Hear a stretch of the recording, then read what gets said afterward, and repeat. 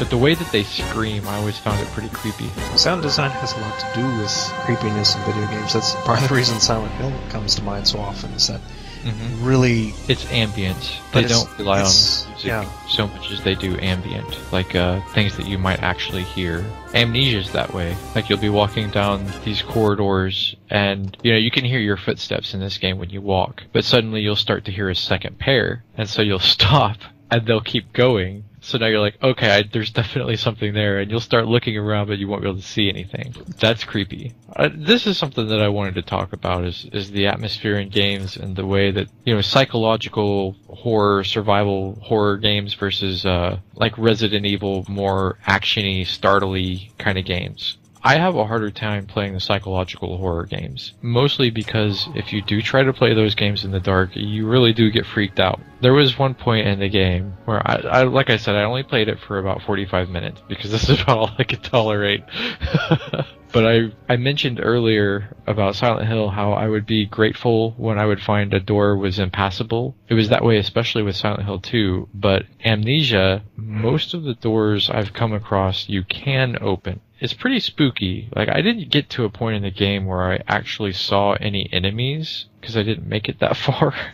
But there was one point where you read this letter, and without giving away which part of this is, a monster ends up showing up. And it runs at you, and it disappears. And I actually thought that I was, for the first time, seeing the shadow monster that was chasing you throughout the mansion. So I got really freaked out, and I was like, oh my god, I don't have anywhere to go, and I'm being trapped in this room, and there's nowhere to hide, and so I start to run at it, hoping that maybe I can run around it before it can get to me, and it just disappears. I was like, okay, I'm done. That's really about as far as I got in that game. Yeah. And it's a style of game you're seeing a lot more of, where you're basically an unarmed individual stuck in some situation with one or more monsters. There's several Half-Life mods. Some of them are extremely famous. And then there's games like Slender, the 8 Pages, which is an internet phenomenon. It's one of those games that uses the ambience, the atmosphere, because there's only so much you can see. You can always see the skyline, but it's covered with these trees. And everything else is pretty much illuminated only by your flashlight, finding these notes in these strange places. There's almost always a note anytime that you run across one of these places that's obviously different than the rest of them. Each one of them you find, the sound atmosphere changes. So the little heartbeat thing going boom, boom, it gets faster and faster. So it's automatically playing on all those senses to make you feel more panicked. And of course, when the Enderman gets... Enderman? That's not a Minecraft reference. Someone's been playing too much Minecraft. Well, the Endermen are a homage to the Slender Man, so... Yep. When the Slenderman gets close, the screen goes staticky and stuff, so you know he's getting close even if you can't see him. Still the block on the wall. Gotta run.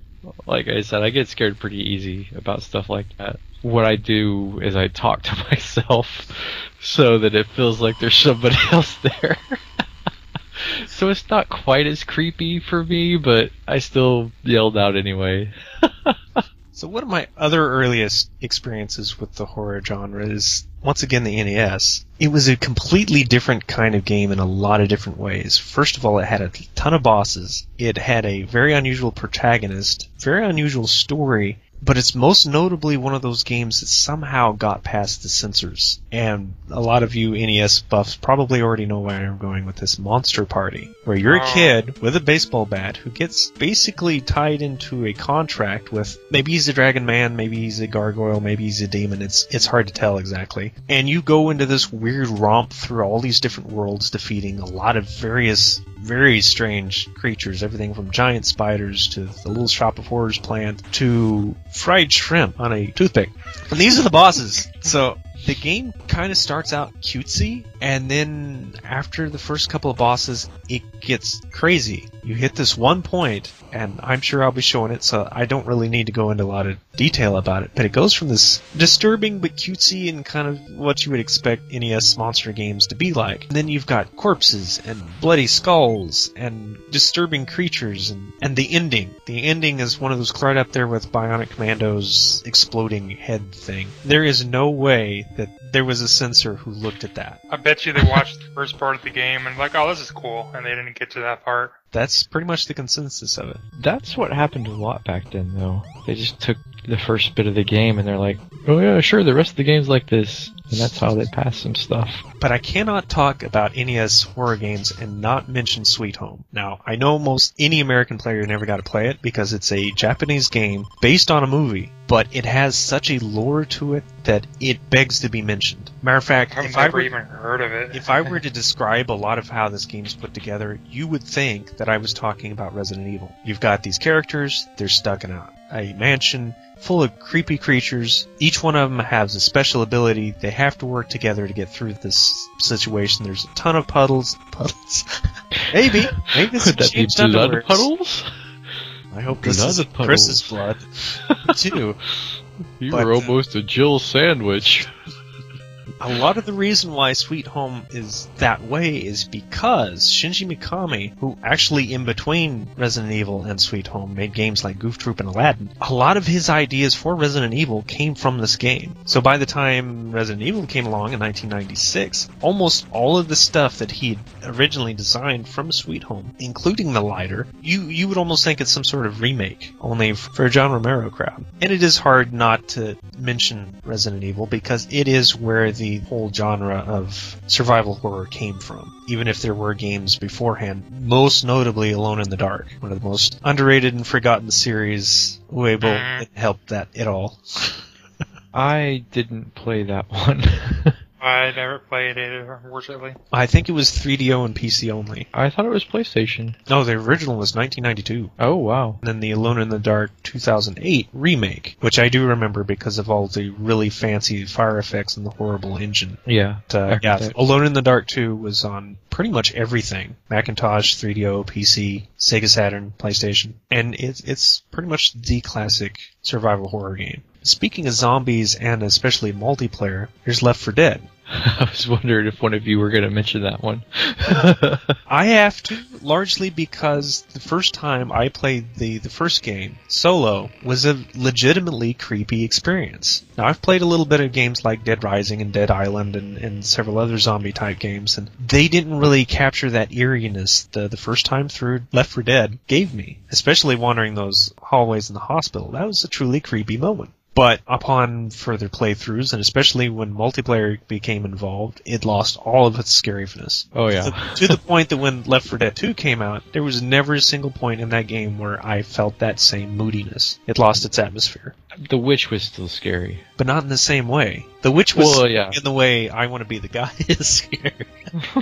Oh crap, not this. Yeah. I didn't find Dead Island particularly scary. It was more of I don't know, it seemed more like Castlevania to me, in a way. I mean, you knew the zombies were there, but they were so easy to dispatch that you almost ignored them. And you got so many ways to do it, too. Maybe that might have been part of it. There's plenty of weapons, but that was kind of a good thing. It made for a good zombie simulator. Survival simulator, rather. If you're given too many tools, though, and you're kind of loses the whole horror element. It's not scary anymore. It's just, I don't know. The RPG segment is where it kind of hurt that game for its horror because it was about building your character to be more powerful. So even though I've not gotten to the second section of the game, I never got that far, but I know it gets more and more difficult and more cramped spaces and more zombies, but it just didn't have the kind of atmosphere that I was expecting. It felt nicely desolate. That kind of feeling it was pretty unique with. There's more humans in the second part, like bandits and stuff that will have guns that shoot at you. See, that's okay too, because BioShock has a ton of horror elements to it. Psychological too. Oh, yeah. I can't really say that there was too many times where it was, scary. Even the atmosphere, it just never grabbed me that way. I think it more has to do with atmosphere, though. Even atmospherically, it's the whole isolation thing. You're the only one down there. There's absolutely no chance you're going to run into anybody that's there to help you. I don't know. There was one point in the game, I'm sure you can guess where it was. I don't remember if it was the first one or the second one. The doctor's office. I'm going to go ahead and say it because everybody should have played this game by now. And you go into the doctor's office, and there's nothing there but I think it's a note of some kind or an item. I don't know, you pick something up, and then you turn around, and there's a splicer right in your face. And I remember the first time that happened to me, I just immediately pulled the trigger. He was dead the second I saw him, and I was like, oh crap! And I killed him. And then the second time I played through the game, I was like, I know he's going to be there, so it's not going to scare me, but I wonder if he's going to do anything. So I turned around, and he just stood there. So it was kind of one of those immersion-breaking moments,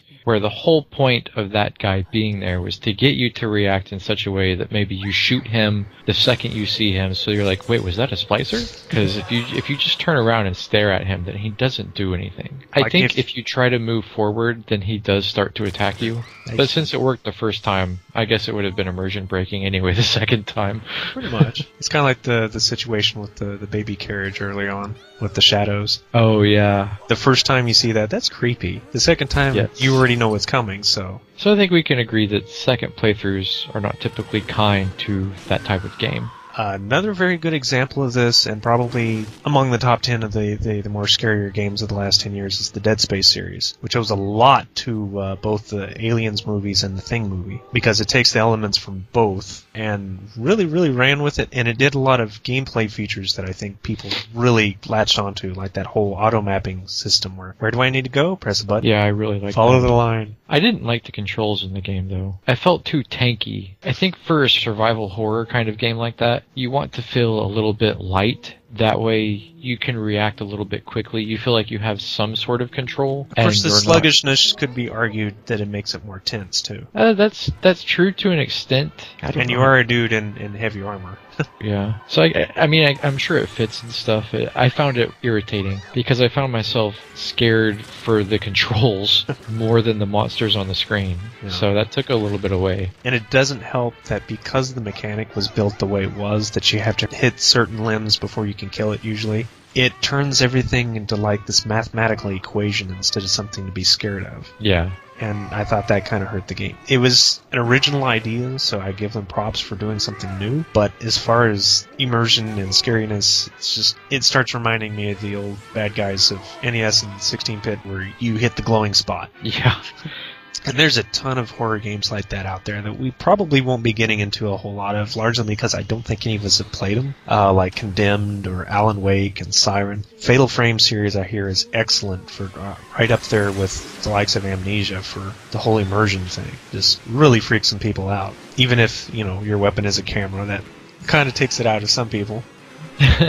But what about the games that kind of merges that whole immersion thing with the whole super soldier gun and run thing, like Fear? I played part of the first one. I like first-person shooters. I pick them up pretty often, but I don't really get very far in them because they're not games that I can sit down and play endlessly. I don't know why that is. I used to be able to. It's just, I don't know. I haven't been able to. I just don't really enjoy them the way I used to. Probably getting killed in GoldenEye too much. But I do have it. I have them. I bought the Fear pack when it went on sale on Steam. So I have the first one and the second one, and then I don't have Fear 3. I think Sydney does, but I do not. But yeah, I didn't play very much of it. I bought a bunch of games at the same time when that sale was going on, so it was one of the ones that I didn't get to. So you can't really insert any insight. No. Curses! There was a point where you're running down a hallway and you see the little girl. I don't remember exactly how it went because it was so long ago that I played this part. There's like suddenly everything around you catches on fire and she just kind of disappears. I've only played the demo, and she was in it a couple of times. Yeah. And that's why I mention it, because the immersion of, even if they are kind of jump scare horror game design, it still was fairly effective for what it was. Especially considering your character's dude with a gun. Big Soldier Man. Big Soldier Man. Space Marine. You'll notice most of the games that we've listed today have zombies in common. Even the ones that aren't necessarily about zombies, like Castlevania. Most games have zombies in them. And it's an ongoing conversation about, has the zombie thing gone too far? I mean, we're seeing it in DLCs constantly. Watch Dogs and Red Dead Redemption has DLC zombie modes in them. You've got games like Call of Duty that has an annual zombie mode in them. You've got entire Flash games and indie games that are all about various ways of taking out zombies. Somebody mentioned something about zombies versus trains recently. Yes, last night while we were looking at games, we spotted that, and I was just like, zombies and trains. I think I remember. Is that on Steam? Okay, yeah, it's on Steam. Is the zombie thing, do you think it has any end to it? Have we oversaturated the market with them? Because they keep coming out. People still playing them. It's just gone crazy. Yeah. Personally, attack on zombie modes like that of Black Ops, and there was one in Red Dead Redemption. Those little tack-on zombie modes I typically kind of avoid, but I think there are a few things in pop culture that have helped with the whole zombie apocalypse thing right now, and one of them I'm sure is Walking Dead, in the same way that Game of Thrones boosted the fantasy. Zombieland did quite a bit for it too. It really made the comeback with the remake of Dawn of the Dead back in, I think that was 2004. Mm-hmm. I actually got Zombieland for free when I bought Dead Island. Best Buy had a special, which is the whole reason that I bought Dead Island, is because I kind of wanted the game anyway, but I also wanted Zombieland. So like, wait, I can get it for free? Oh, I'll go ahead and buy the game then. The Walking Dead, I think especially though, the TV series is really good, and it worked for a while. It became a water cooler subject. It's not talked about so much anymore, but the people that were really watching that show have moved on to other store locations. They're not on the same one I am, and the other people there are more into things like League of Legends than TV. Zombies in there too. Yeah, there's a few. And zombies in Minecraft, which I have to admit, the earlier days of, like the first 6 months of me playing Minecraft, it was a legitimately scary game. Now, things have changed the more I got used to it, and the more I know what to look for, and the more I know how to avoid zombies and creepers and all that type of stuff, but armed with little more than a stone sword and had a couple of torches to light up a very large cavern, and you're going around and all of a sudden you hear you go, oh crap, where is it at? And even worse when you hear the little hissing sounds, because you know what's coming, and there's very good chance that you are not going to get away from that explosion. Yeah, Minecraft used to scare the crap out of me, actually, when I first started playing it. I remember when I first found a cave, that I was actually quite terrified while I was in the cave. It was just like, oh god, I'm gonna die. And I did. So... You were not disappointed. I was not disappointed. 2 zombies, I think, played who can shoot him in the head the most, and that was the end of me. And I think for like a whole 2 days afterwards, I was afraid to go down into a cave. So I was mostly hiding in my little hole. That was my base back then. So speaking of things like creepers exploding in your face, are most of the scares, not necessarily the immersive creepiness, are most of the scares in video games out of jump scares? I would say yes. Yeah, I would say yes. Startled. Yeah, it seems not to be about the only way that movies are getting away with scares these days. Yeah, it's not, to me, that's not legitimately scary. That's like sneaking up on a person that's wearing headphones and then going boo. They don't know you're there, so of course they get startled, but they don't continue to look at you in horror unless your face is messed up. Yeah. So, I mean, it's not something that I would consider legitimately scary. I think there's a big difference between scaring and startling. I don't know, because some of the earlier scare moments, probably the most famous of which being the first time the dogs appear in Resident Evil, it makes the jump scare happen. You see what it is, and you're not prepared for it because it's something completely different. But I guess that goes more into the scare than the startle, because if it was just a scare, it would be just like a door suddenly shutting. There is no threat there. Yeah. Where a scare would be, oh crap, here's a threat that I've not seen before. So, yeah, okay. Maybe then I do agree with you. Here I was hoping to get some dialogue out of it. Well, there is something to be said, though. When I talk about startling, I don't mean doors shutting. I typically mean, like, monsters jumping out of a window that you couldn't see through. Like, there was a point in Resident Evil 2 where you're going through the police station and you go into one of the interrogation rooms, and you're on the other side of it. Yeah, so there's a licker that jumps through the other side that you can't see through while you're digging around through stuff, and that was just startling. It's not scary because you've seen lickers before in the game. I would still call that a scare moment myself. Really? Because it has a threat to it. Let's not forget stars. He was very much like those older NES games where the villain would just randomly show up for a few screens, and if you got away from him, good. If not, then you're dead. Mm-hmm. You could not kill him. He would come out of nowhere, too, sometimes. I think he would actually come through walls inside buildings, so you were never safe. Yes. And because the game was all pre-rendered, it's not like you could see, oh, well, that wall's going to break. Yeah.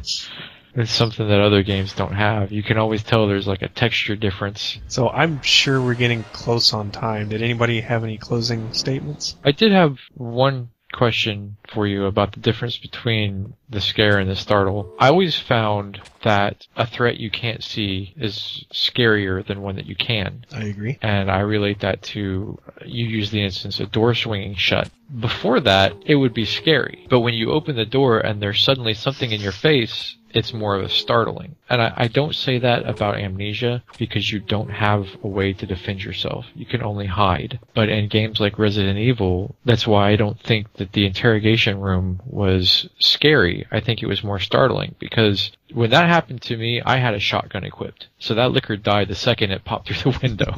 And it's the same thing with what we were saying about BioShock earlier. I turned around, the splicer was there, and he got shot immediately because it startled me. And after that, it was like, oh, well, that was a little bit startling. It's like, oh, crap, what else is going to be around the corner? Because, I don't know, it's just, I know what's there because I was already there. And I didn't know he was there, so he didn't have the opportunity to scare me before then. So I think things like doors swinging open or doors slamming shut on you are intrinsically more scary than a door swinging opening and a monster coming out. Because if a door swings open and it's just open, you're like, okay, do I want to go through that door now?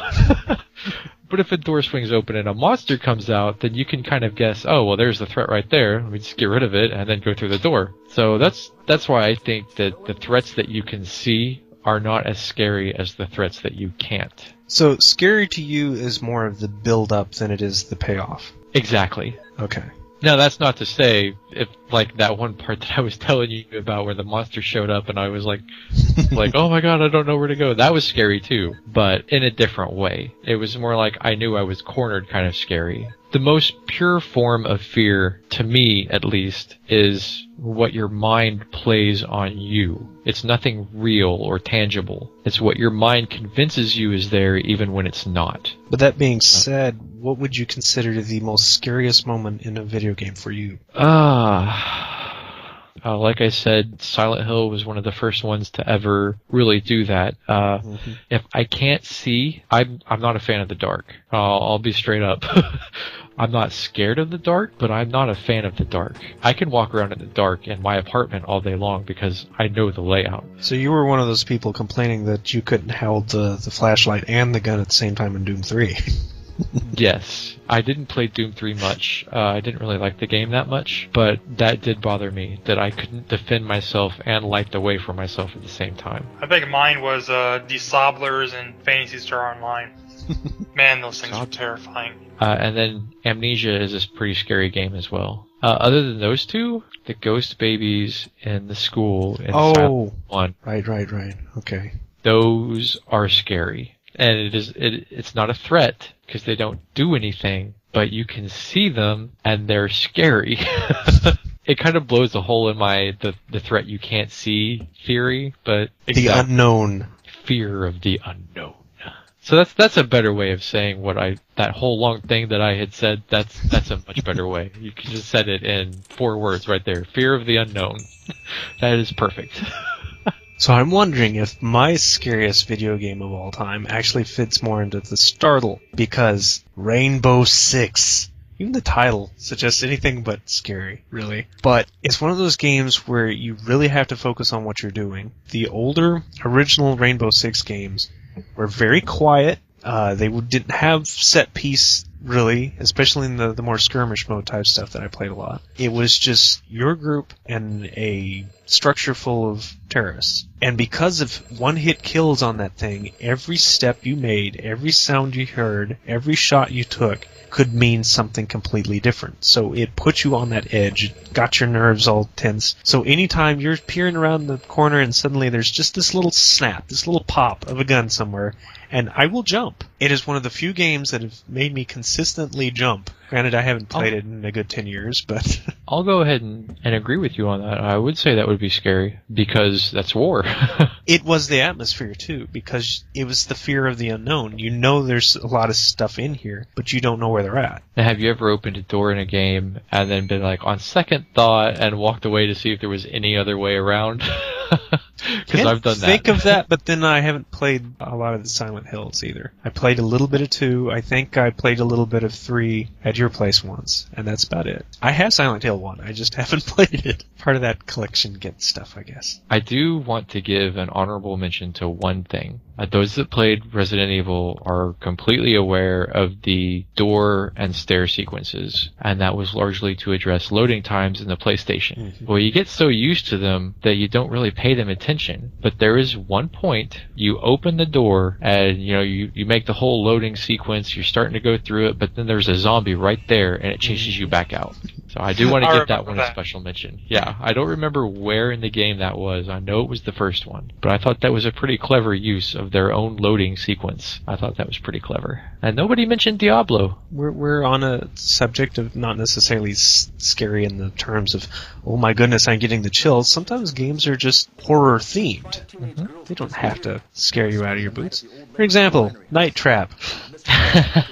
It sharing the burden with Mortal Kombat for the whole ESRB thing. It's kind of a sitcom horror game, but still. I didn't play that, but I've heard so many things about it. That was Sega Saturn? CD. Or was it CD? Okay. I knew it was one of those two. But I suppose that's our show for today. It wasn't as scary as I thought it was going to be. I even had my extra underwear. I guess you weren't supposed to wear the extra underwear, are you? You're supposed to change them. Yeah. Speaking of scary... Yeah, at least the Birdemic settled down. I haven't heard any tweets in a while. Yeah, I went and got a hanger. I wanted to put that joke in there somewhere. So I guess that's a show for this week. I'm not entirely sure what we're doing next week. We'll figure it out before then. No fear. No fear. Why am I scared anyway? I feel like I should have some closing thoughts, but me and the word thought usually does not end up in the sentence at the same time. We've gone over everything pretty thoroughly, too. Pretty thoroughly. Yeah. Okay. I guess that's that. That is that. So catch us next time on the PrinnyCast. You can catch us on Twitter at PrinnyCast or our email at PrinnyCast@gmail.com. I'm me. They're them. And we're us. Congratulations, you survived another horrifying evening.